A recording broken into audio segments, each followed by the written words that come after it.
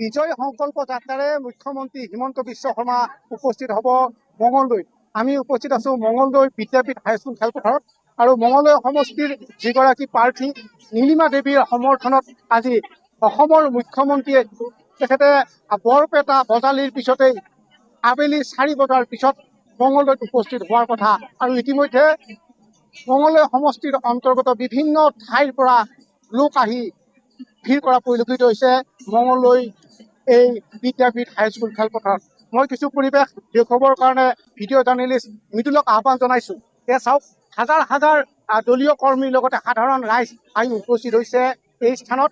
আৰু বিভিন্নজন ব্যক্তি আছে, তেখেতসকলৰ পৰা আমি কিছু কথা জানিবৰ কাৰণে চেষ্টা কৰিম যে কোন সময়ত আহি মুখ্যমন্ত্ৰীগৰাকী এইখিনিত উপস্থিত হ'ব আৰু তেওঁ ক'ৰ পৰা ক'লৈ তেওঁ এই পদক বজাই যাব নে গাড়ী লৈ যাব, এই সকলোবোৰ কথা জানিবৰ কাৰণে চেষ্টা কৰিম। মই প্ৰথমে ইয়াৰ কিছু দৃশ্য দেখুৱাবৰ কাৰণে আহ্বান জনাইছোঁ।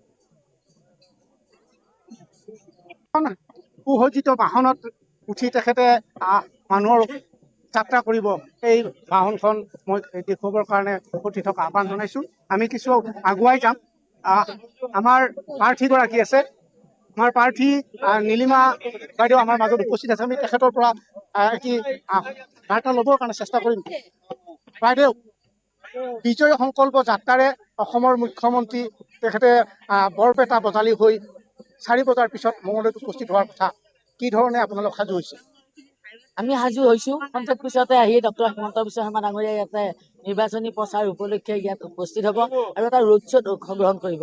আজি বিদ্যাপীঠ খেলপথাৰত আৰম্ভ কৰি মঙলদৈ নগৰৰ মাজেৰে গৈ হেবাঘাট কৃষ্টি সংঘৰ খেলপথাৰত সামৰণি পৰিব। আমাৰ ইয়াতে যথেষ্ট সংখ্যক মানুহ উপস্থিত হৈছে, কিন্তু আমাৰ প্ৰধানতঃ মঙলদৈ টাউনৰ মাজৰ দুই কাষে গোটেই মঙলদৈ মানুহ দুই কাষে তেখেতক আদৰিবৰ কাৰণে ৰখি থাকিব আৰু তেওঁ আদৰি লৈ গৈ আমি হেবাঘাটত সমাপ্তি কৰিম। আৰু যেনেধৰণে মানুহে তেখেতৰ জনপ্ৰিয়তা আচলতে বহুত বেছি, আৰু এই কাৰণে আজি মানুহখিনি যথেষ্টখিনি মানুহ ইয়াত উপস্থিত হৈছে। গতিকে নিৰ্বাচনী ইয়াত তেখেতৰ উপস্থিতিৰ পিছত মানুহৰ উৎসাহ আৰু বাঢ়িব বুলি মই ভাবোঁ। এতিয়াই কিন্তু মানুহৰ যিখিনি দেখা পাইছোঁ মই উৎসাহ ইয়াতকৈ আৰু বেছি বৃদ্ধি হ'ব, আৰু এই উৎসাহে আমাৰ জয়যাত্ৰা হ'ব।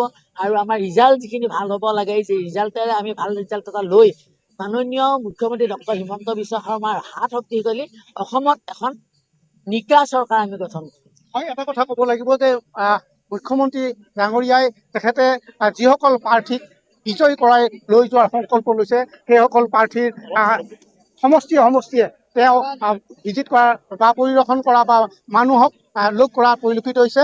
মই ইয়াৰে কিছু দৃশ্য সতীৰ্থক দেখুৱাবৰ কাৰণে আহ্বান জনাইছোঁ। চাওক, ইতিমধ্যে মঙলদৈ সমষ্টিত বিদ্যাপীঠ হাইস্কুল খেলপথাৰত হাজাৰ হাজাৰ দলীয় কৰ্মীৰ লগতে সাধাৰণ ৰাইজ উপস্থিত হৈছে আৰু বিভিন্ন বেশভূষাৰে আই মাতৃসকল আহি মুখ্যমন্ত্ৰীগৰাকীৰ এই যি বিজয় সংকল্প যাত্ৰা, এই বিজয় সংকল্প যাত্ৰাত তেখেতসকলে সহযোগ কৰা পৰিলক্ষিত হৈছে।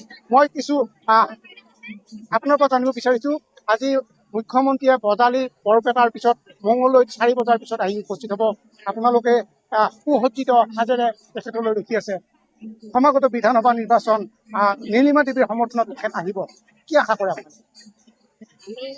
আশা কৰিছোঁ নীলিমা বাইদেউক আমি মঙলদৈবাসী ৰাইজে জয়ী কৰিব লাগিব। আশা কৰিছোঁ আৰু নীলিমা বাইদেৱে আমাৰ মঙলদৈ সমষ্টি এইবাৰ বিধায়িকা হিচাপে জয়ী হ'ব। নীলিমা দেৱীৰ সমান্তৰালভাৱে কংগ্ৰেছৰ আন এগৰাকী প্ৰাৰ্থী আছে, তেখেতৰ মহিলা। কি ধৰণৰ যুদ্ধ হ'ব বুলি ভাবে আপুনি? যুদ্ধ নহ'ব বুলিয়ে ভাবিছোঁ। নীলিমা বাইদেউ যুদ্ধ নোহোৱাকেই জয়ী হ'ব বুলি ভাবিছোঁ আমি।